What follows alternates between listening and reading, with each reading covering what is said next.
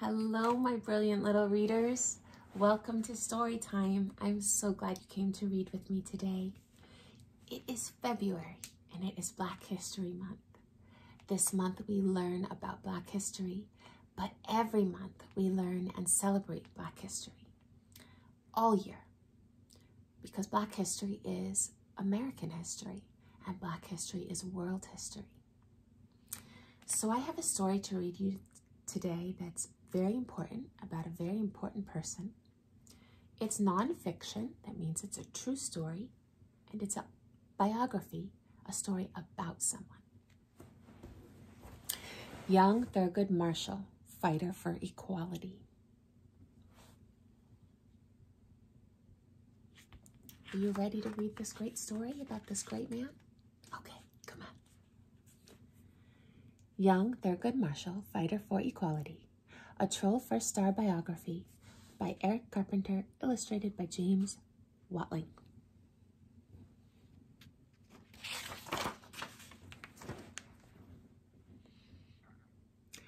Thurgood Marshall was the first African American elected to the Supreme Court, the highest court in the United States.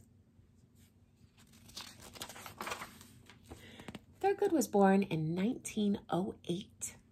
He lived with his mother and father and his older brother in Baltimore, Maryland. Thurgood's parents wanted him to be a dentist. They wanted his brother to be a doctor.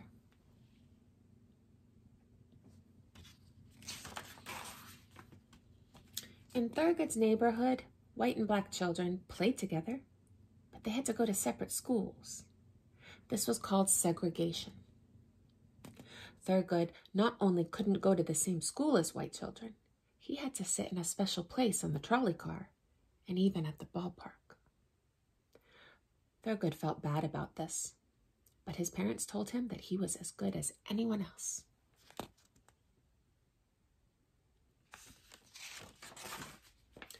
Although Thurgood was a bright student, he was always getting in trouble at school.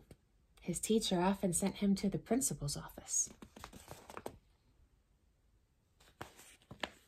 The principal would make Thurgood stay after school to read a copy of the Constitution of the United States. The Constitution tells how the country should be governed. In time, Thurgood knew it almost by heart.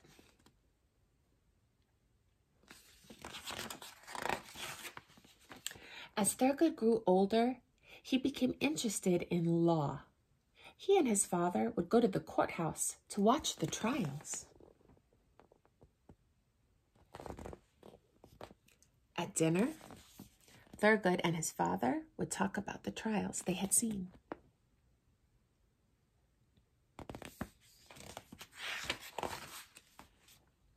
Thurgood and his brother went to Lincoln University in Pennsylvania. His brother did very well. In time, he became a surgeon. At first, Thurgood was more interested in sports and parties than his studies. Thurgood got in trouble just as he did back in grammar school.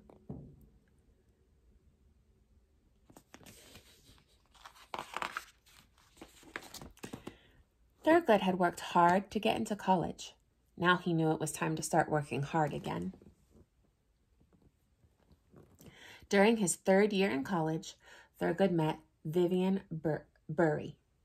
Vivian and Thurgood fell in love and were married.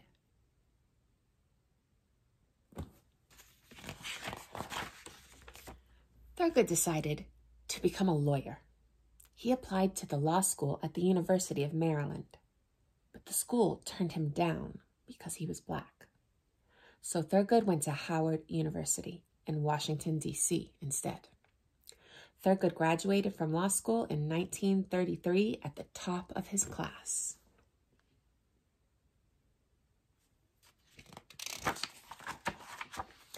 He set up his law office in Baltimore. One day, a man named Donald Murray came to see Thurgood. Like Thurgood, Donald had been turned down by the University of Maryland Law School.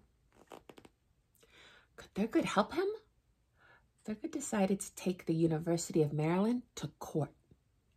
Thurgood argued that because the state of Maryland only had one law school, Donald was being denied an equal education.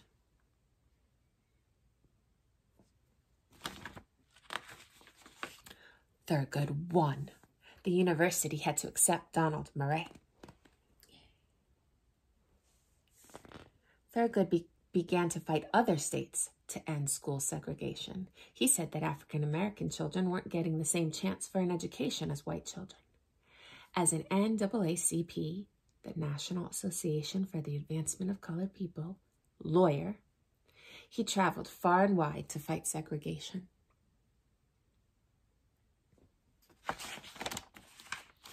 In 1952, Thurgood fought his biggest battle. The case was called Brown versus the Board of Education. Oliver Brown, a black railroad worker in Topeka, Kansas, was angry because his daughter was not allowed to go to the all-white school near their home. Oliver Brown decided to sue the Topeka School Board.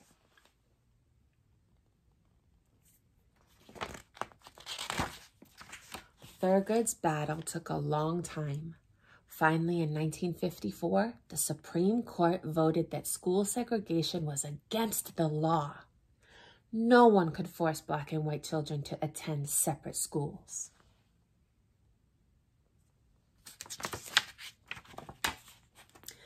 Thurgood continued his fight against all types of segregation in public parks, on public transportation, even in the ballparks.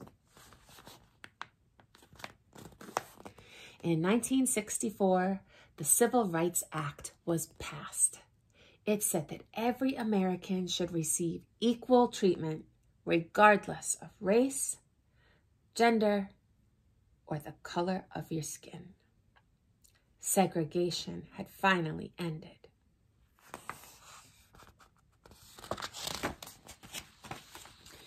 In 1967, President Lyndon B. Johnson asked Thurgood to be one of the 9 judges on the Supreme Court.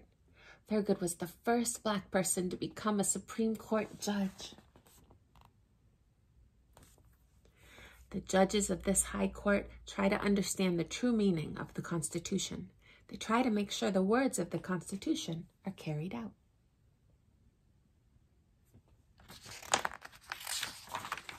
The Supreme Court is the highest court in the country. It began over 200 years ago when the Constitution of the United States was written. George Washington, Benjamin Franklin, and other important people signed the Constitution, but it is up to the judges on the Supreme Court to make sure our country's laws do what the Constitution says.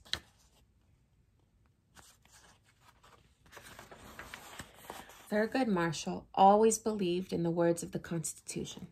He was proud to serve on the Supreme Court. In his peaceful yet powerful way, he continued to speak out for equal rights for all people until he died in 1993. The end. This is the life story of a hero who fought for justice and equal rights his whole life. I hope you enjoyed learning about this very important person.